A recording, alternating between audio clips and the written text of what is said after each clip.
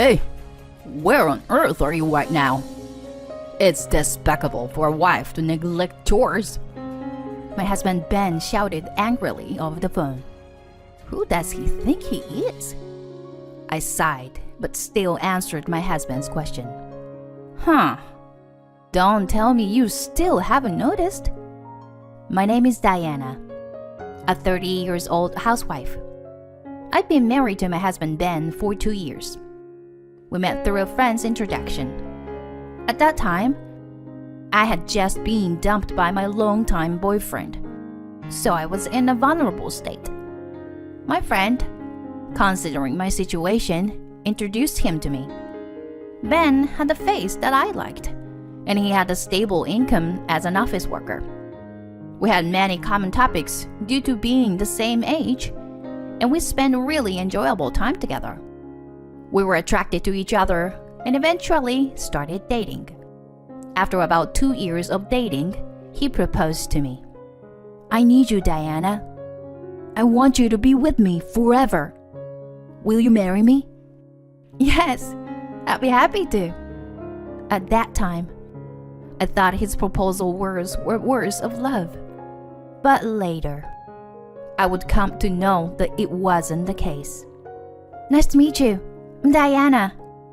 Hello, I'm Ben's mother. I'm sorry for being in a wheelchair like this.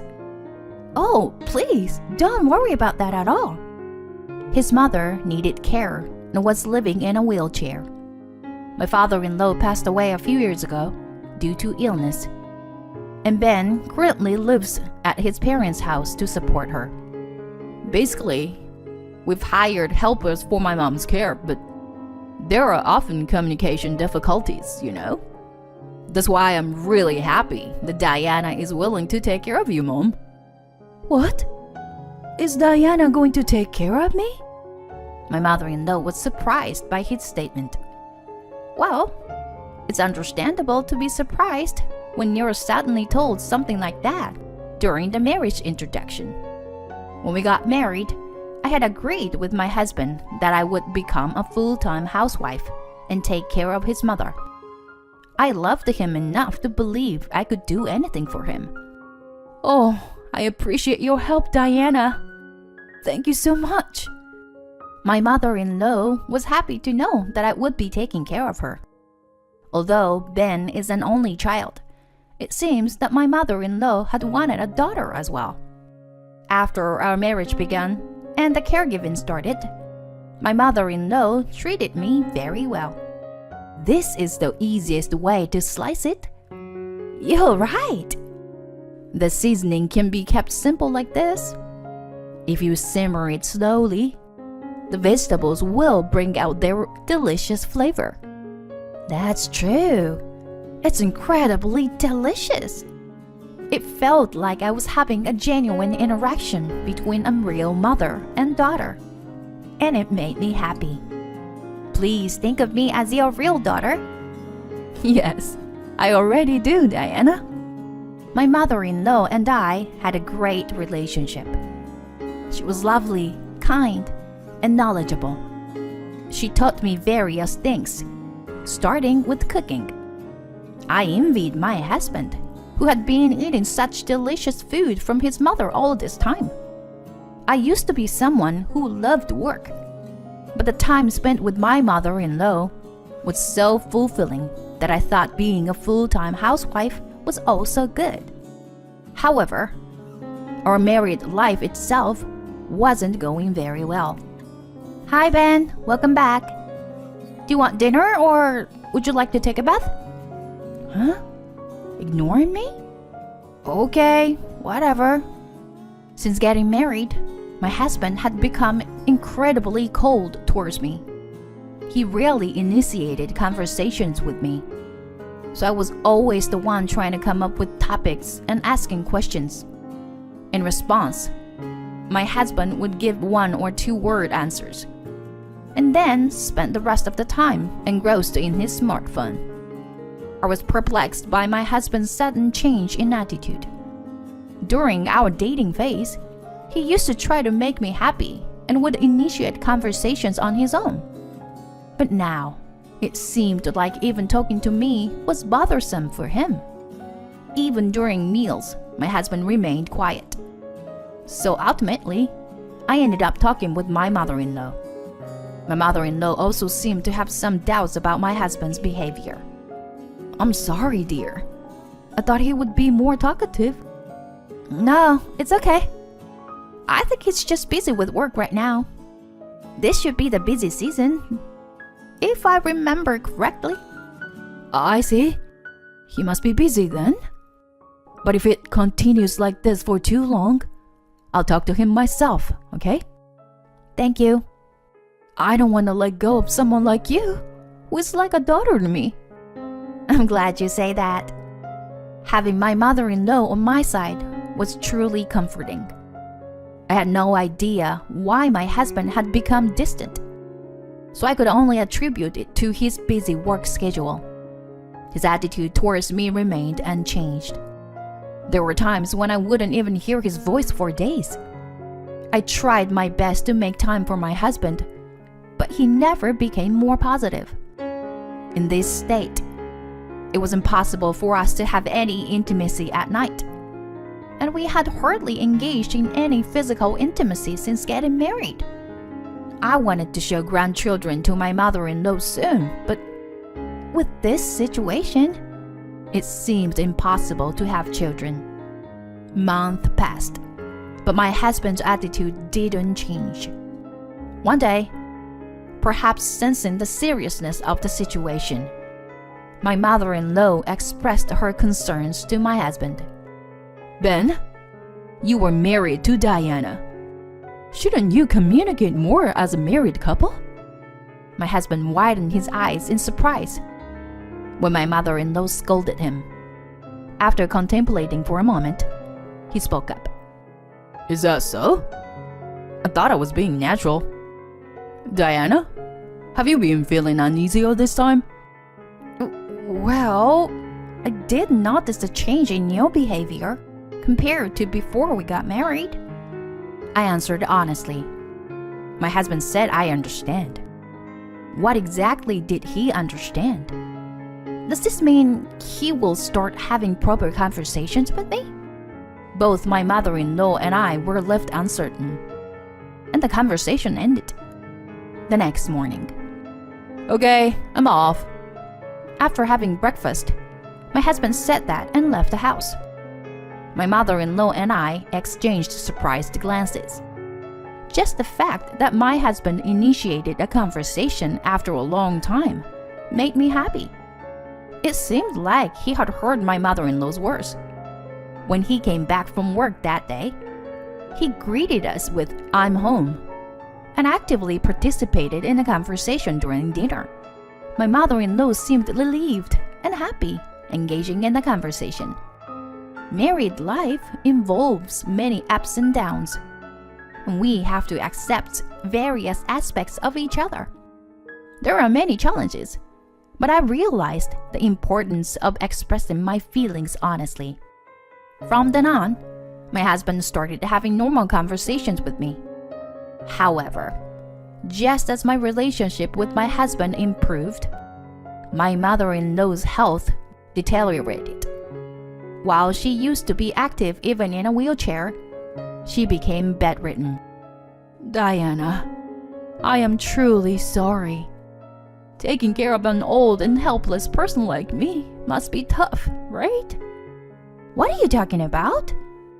If it was that difficult, I would have run away by now. I'll take care of you, so please don't worry. Thank you. There were times when I had to leave her alone when going grocery shopping. During such times, I would become extremely worried if something happened to her or if she had a fall. And when my mother-in-law became bedridden, my husband's attitude changed once again. Ben, your mom seems a little unwell today. I see. She's okay for now after eating, but maybe it's better to take her to the hospital again. Yeah. My husband started giving vague responses, as if he was half listening to my words. And once again, Our conversations became less frequent. I was genuinely struggling with all of this. Taking care of a bedridden mother-in-law was undeniably challenging.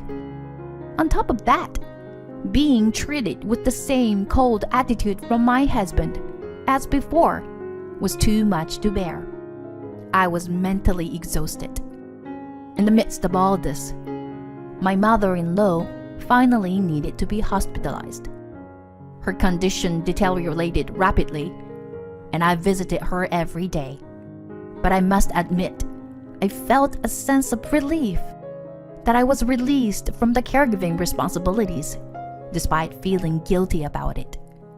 Thank you, Diana. You are the reason I was able to spend the past 6 months happily and contentedly. Please take care of Ben for me, okay? My mother-in-law said that and took her last breath. I was devastated to lose her. Even though my husband claimed he couldn't leave work, he didn't come to the hospital when his mother was in critical condition. Your mother passed away peacefully. I see. I'm sorry I couldn't come.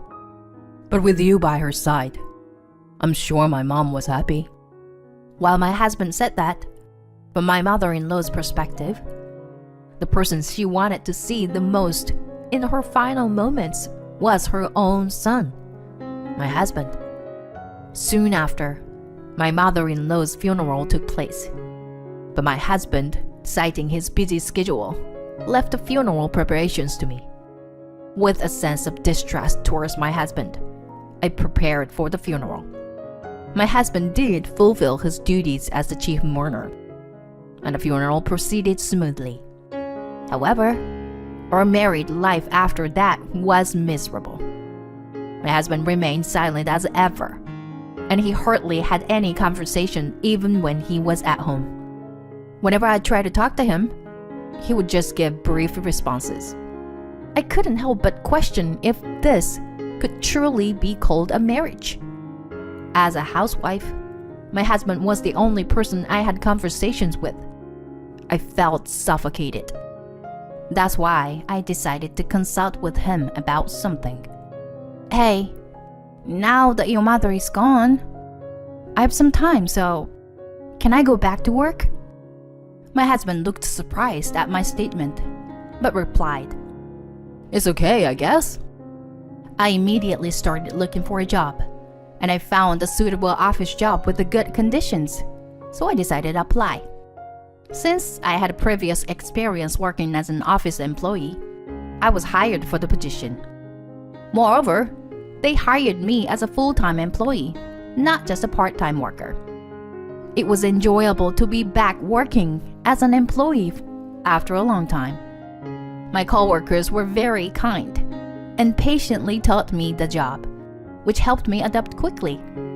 Everyone praised my work, and even my boss complimented me, saying they were glad they hired me.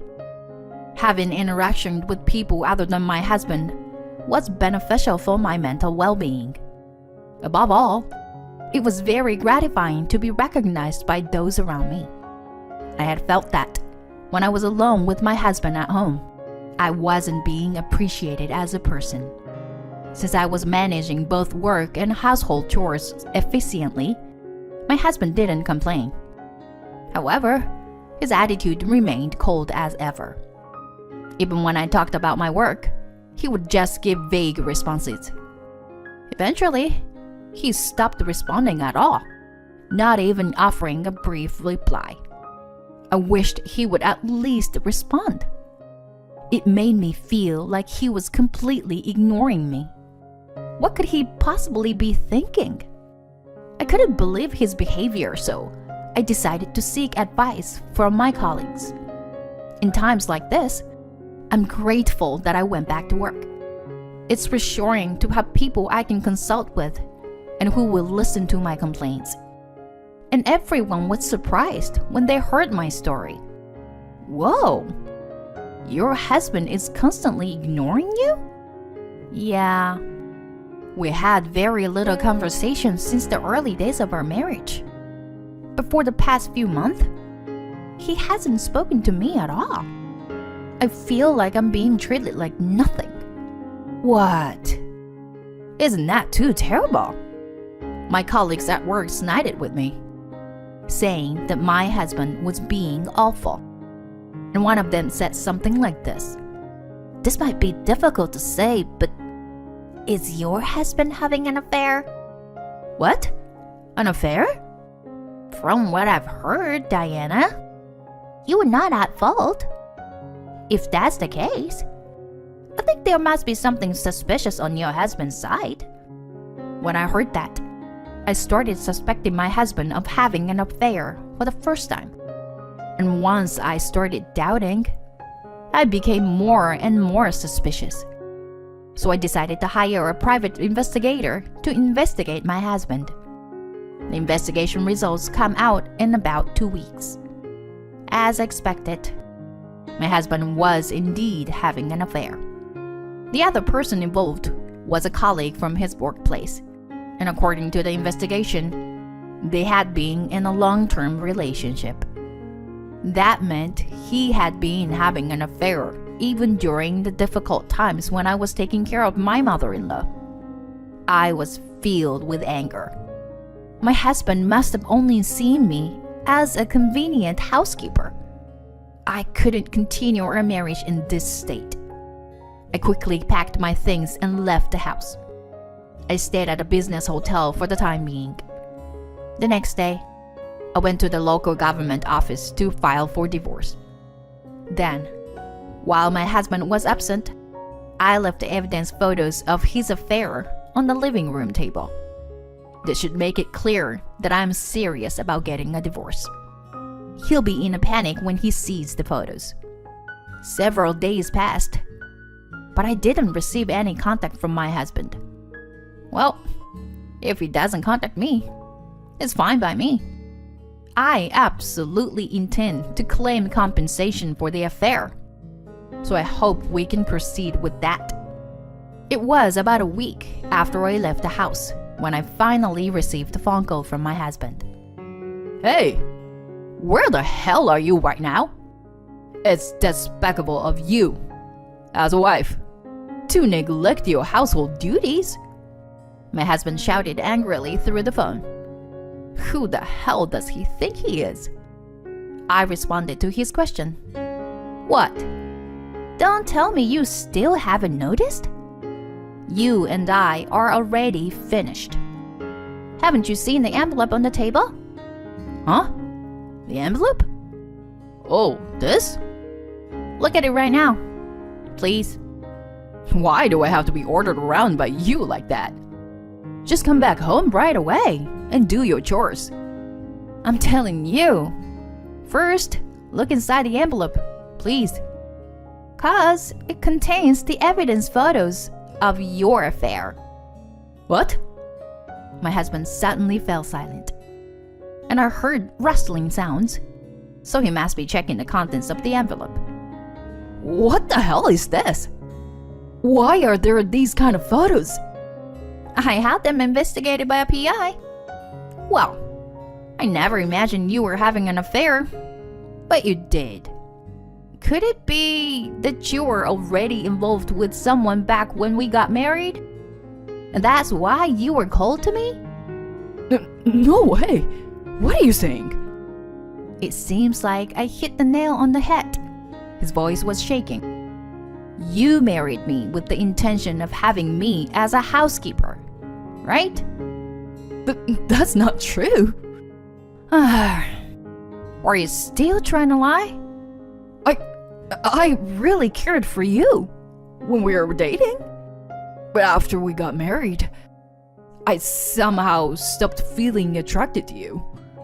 And then before I knew it, I ended up in that kind of relationship with a coworker. I don't care about those excuses. I already know it's all bullshit. The truth is, I had gone to talk to a colleague who is a friend of my husband's and works at the same company as him. I thought he might take my husband's side, but he sensed my distress and sincerely listened to me. It seems that my husband often talked about how he was married to me but had someone else he was serious about during drinking parties and such. That son of a bitch betrayed me.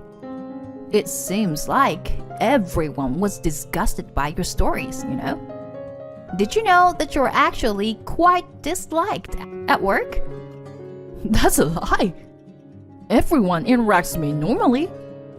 That's because everyone is mature, right? You've always had a cold attitude towards me, even when I did nothing wrong. It's not normal to be able to do that. You're sick. Either way, divorce is inevitable. Diana? No. I'll also be seeking compensation, so be prepared. When I shouted, my husband let out a pathetic voice over the phone. I hung up without worrying and demanded a divorce and compensation from my husband through my lawyer. It seemed that my husband and his affair partner had been living it up, and they complained that they couldn't afford to pay the compensation. But I never gave in.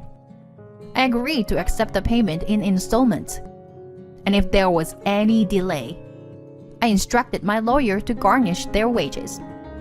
Upon hearing this, both my husband and his affair partner immediately became quiet and agreed to pay the compensation. However, my husband, who hadn't saved any money, struggled greatly with his finances. In that state, he couldn't find time to be with his affair partner, and their relationship ended. Additionally, since my husband's affair became public knowledge, people at his workplace started treating him harshly. However, my ex-husband felt trapped because he had to pay the compensation, but he couldn't quit his job. On the other hand, I moved to a lovely apartment for singles, and I am enjoying a comfortable life. My job is stable, and now I frequently invite friends over and host home parties. I'm enjoying the single life without unnecessary stress. Occasionally, I still think about my mother-in-law. She said, "Take care of my son," at the end. It's regrettable that I couldn't fulfill the promise with her. But considering what kind of man he was, it can't be helped.